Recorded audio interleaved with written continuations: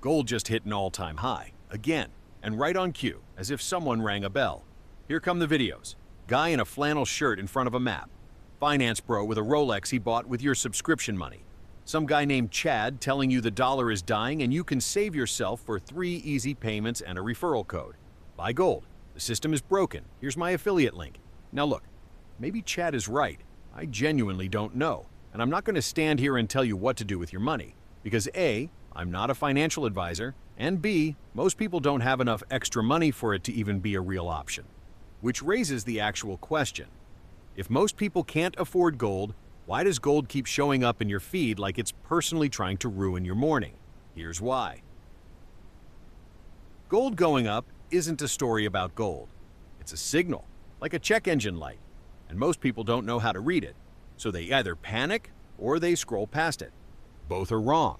So let's talk about what gold is actually telling you, not as an investment, not as a survival strategy, just as a human being who lives in an economy and would like to understand why everything feels slightly more broken than it did a few years ago.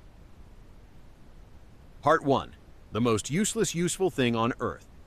Let's start with something that should bother you more than it does.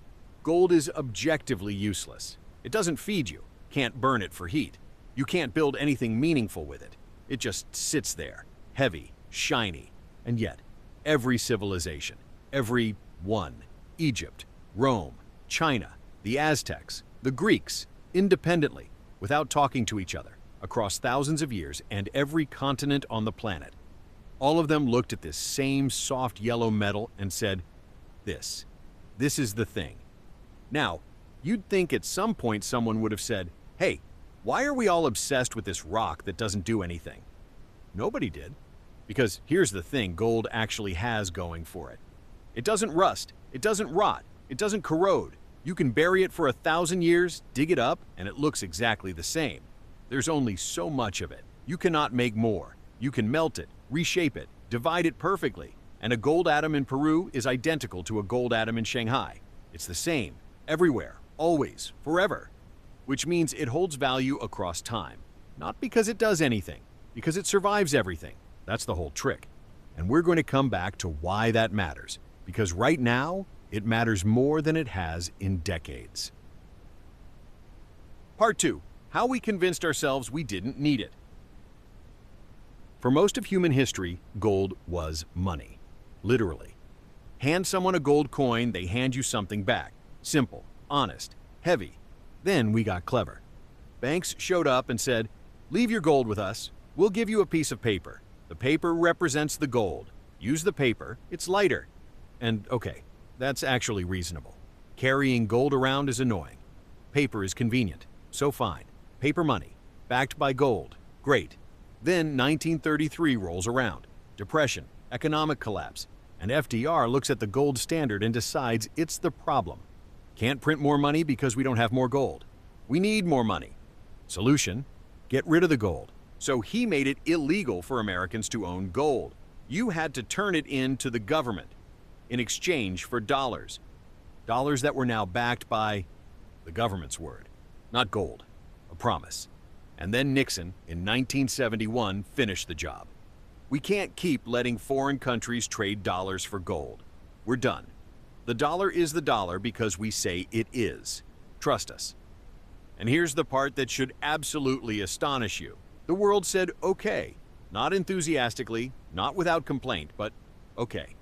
Because what were they going to do? The whole global economy already ran on dollars. You bought oil in dollars. You settled debts in dollars. The machine was already built, so everyone just kept using the dollar, and the dollar kept working. Because here's how fiat money works. That's the technical term for money that's only money because a government says it is. It works perfectly, right up until people stop believing it does. Part 3. The check engine light. Now, I want you to think about your car for a second. You don't need to understand how an engine works to know that the check engine light means something is wrong. You don't rebuild the engine yourself. You don't panic and abandon the car on the highway. You just pay attention. Gold is the check engine light for the global financial system. When gold goes up, especially when it moves quickly, it means the people who actually understand the system are quietly starting to worry. Not screaming, not panicking, just hedging. They move some money, partly out of things that require trust and into something that doesn't. So what's got them paying attention right now? Starting around 2020, the US government and the Federal Reserve responded to the pandemic with enormous fiscal and monetary support. The kind of support that, among other things, contributed to inflation hitting levels many people hadn't seen in decades. Grocery bills went up, rent went up, the cost of existing went up. Meanwhile, geopolitically, things got more complicated. China and Russia have been openly trying to build a world where the dollar isn't the center of everything. And then, in 2022, something happened that sent a very clear message to every government on Earth. Part 4. The moment everything changed. When Russia invaded Ukraine, the US and its allies froze Russia's sovereign assets held in the West. About $300 billion were blocked, rendered inaccessible. Russia's total reserves at the time were around $612 billion. Roughly half of it, held in Western systems, was suddenly out of reach. Now, maybe you think that was the right call. Maybe you don't. That's a separate conversation. But here's what every government saw when that happened. Oh, so that's possible. Dollars sitting in a foreign account can be frozen.